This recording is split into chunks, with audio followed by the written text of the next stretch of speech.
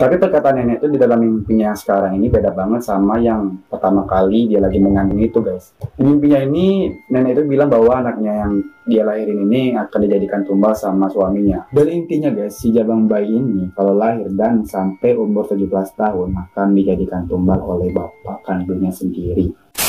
Halo pribadi, balik lagi dengan aku di Cita Mading. Terima kasih udah klik video ini. Seperti biasa, kisah-kisah horor. Jadi tetap tenang, enjoy dan jangan panik, dan tetap hati-hati guys, karena mereka benar-benar ada. Stay terus di sini, jangan kemana-mana biar nggak ketinggalan cerita-cerita horornya. Jangan lupa di subscribe. Masih di Cita Mading guys. Cerita ini hanya sekedar karangan dari subscriber aku. 2 hari yang lalu dia ngirim ceritanya ke email aku guys. Dan pas aku baca-baca karyanya itu, ternyata kayaknya kalian juga harus mendengar ceritanya itu. Jadi kalian pengen mendengarkan ceritanya itu, ya udah siap-siap dulu. Sebelum aku mulai, seperti biasa siapkan dulu cemilan, rokok, dan kopi kalian untuk menemani kalian mendengar cerita Mading ini. Jika sudah siap semua, kita intro dulu.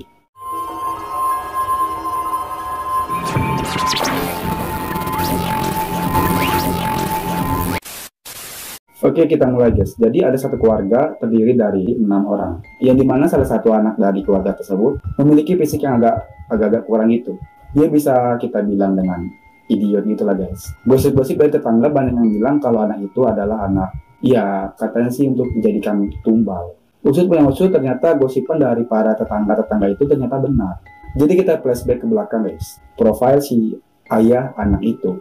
Sebut saja nama ayahnya ini Legowo. Legowo ini punya 4 orang anak. Tapi anak yang bungsunya ini mempunyai fisik yang biasa, apa sih namanya, bisa dibilang luar biasa gitu. Agak-agak kurang. Bukan karena bawaan lahir atau apapun itu, tapi katanya anak bungsunya ini adalah anak titipan dari sosok-sosok kayak gituan guys. Dan katanya tunggu anak bungsunya ini berusia 17 tahun. Dan barulah anak yang bungsunya ini dijadikan tumbal gitu.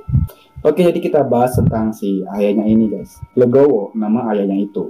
Jadi Legowo atau ayahnya ini mempunyai kontrak dengan sosok-sosok makhluk halus itu guys. Ya, jadi kayak pesugihan-pesugihan gitu.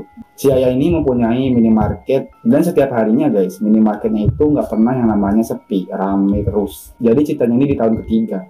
Si ayah ini nggak ada ngelakuin seserahan gitu atau ngasih-ngasih tumbal gitu ke sosok goib itu guys. Nah pas di tahun ketiga itu, apa karena ayahnya ini nggak ngasih tumbal, jadi minimarket dia ini sepi banget guys, nggak ada satupun orang yang masuk ke minimarketnya itu.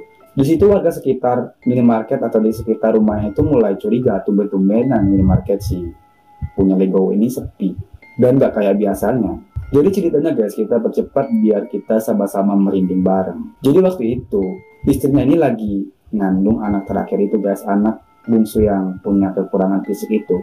Nah selama mengandung, si istrinya ini dimimpiin sama sosok kayak nenek-nenek itu. Nah si nenek yang dimimpiin sama istrinya ini pun bilang ke dia, kata si nenek itu, tolong jagain cucu aku, nanti pas sudah matang umurnya nenek jemput lagi, kata nenek yang ada di mimpi itu. Sontak si istri ini bangun kaget karena mimpi buruk itu guys.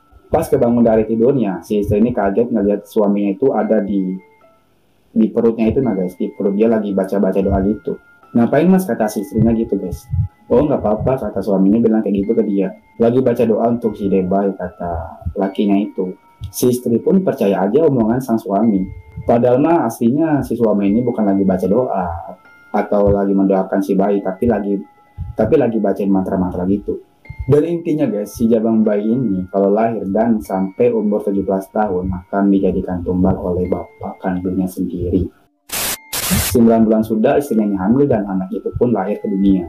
Tapi alangkah kagetnya si istri ini ngelihat bentuk dari anak itu guys. Bentuknya itu nggak kayak bayi-bayi normal pada umumnya. Istrinya ini stres, bisa-bisa jadi gila. Akhirnya si istri ini ditenangin sama sang suami yang baik hati itu. Casingnya aja baik hati guys. Dan si istri pun akhirnya menerima kekurangan dari anak yang baru dia lahirkan itu. Lambat laun si anak ini udah tumbuh dewasa guys, udah tumbuh remaja dulu lah. Ternyata si anak ini usianya udah masuk 17 tahun. Pas malam hari lagi tidur guys, si istrinya ini mimpi si nenek itu lagi. Tapi mimpinya beda lagi guys. Si nenek itu bilang kayak gini, sekarang nenek mau jemput cucu nenek, kata nenek bilang kayak gitu. Si istri ini bisa gitu nggak bisa tidur jadinya.